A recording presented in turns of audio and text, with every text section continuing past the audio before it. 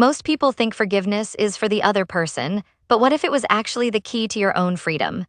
Stoic philosophy reveals how forgiveness isn't about condoning their actions, but liberating yourself from their emotional chains. Discover how radical acceptance can be your ultimate act of defiance, even when she doesn't deserve it. It's tough when someone you care about hurts you, especially in a relationship. You might feel angry, sad, betrayed, all sorts of things. Stoicism, an old philosophy, can offer some solid advice on how to handle these situations and move forward with your life. It's not a quick fix, but it's a way of thinking that can help you find some peace.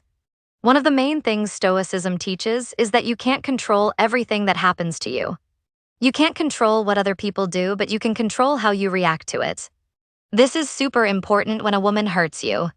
You can't change what she did, but you can change how you let it affect you. Think about it this way: if someone insults you, you can get angry and defensive, or you can choose to not let their words bother you. That's a choice you get to make. It takes practice, but it's possible.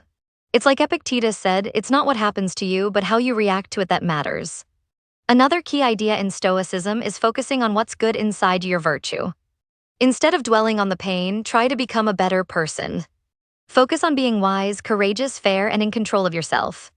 This doesn't mean ignoring your feelings, but it means not letting them run your life. It's about finding your respect and standing on it. Forgiveness is a big part of moving on. This doesn't mean what she did was okay or you have to be best friends now. It means you're letting go of the anger and resentment that are hurting you.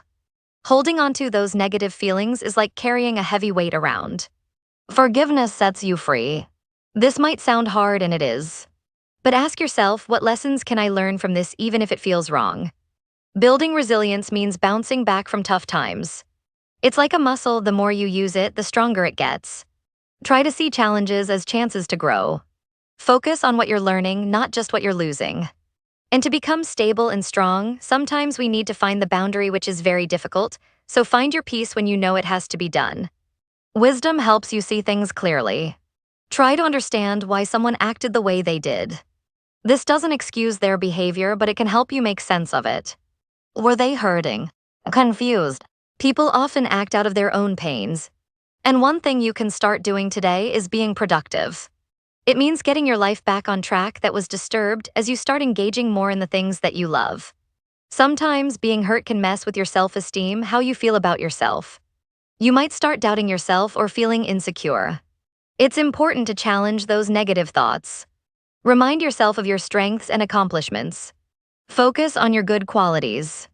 Those strengths will ultimately define who you are. It may be worth looking into mindfulness and start taking care of yourself, which may have been hurt during that difficult time. We all have limiting beliefs, things we think are true about ourselves that hold us back. Maybe you think you're not good enough, not lovable, or not worthy of happiness. These are just thoughts, not facts. Challenge them, ask yourself, is this really true? What's the evidence?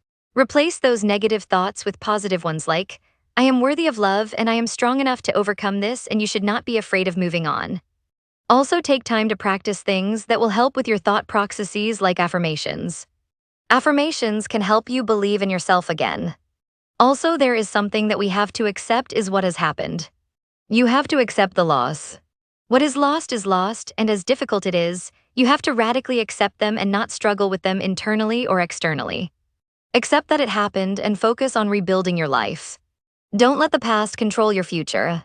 One good thing to learn is how to live in the present moment. Do you and be yourself. Stoicism isn't a magic wand. It takes time and effort to change your thinking. Be patient with yourself and celebrate small victories. There is so much in the world to understand.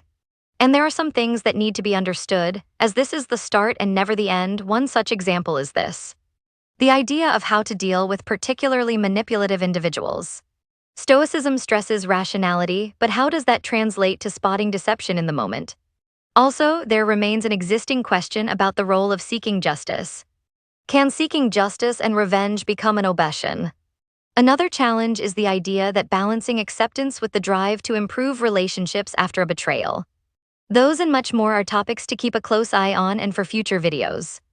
If you found this helpful, please like, share, and subscribe for more videos on relationships, stoicism, and personal growth. Keep watching.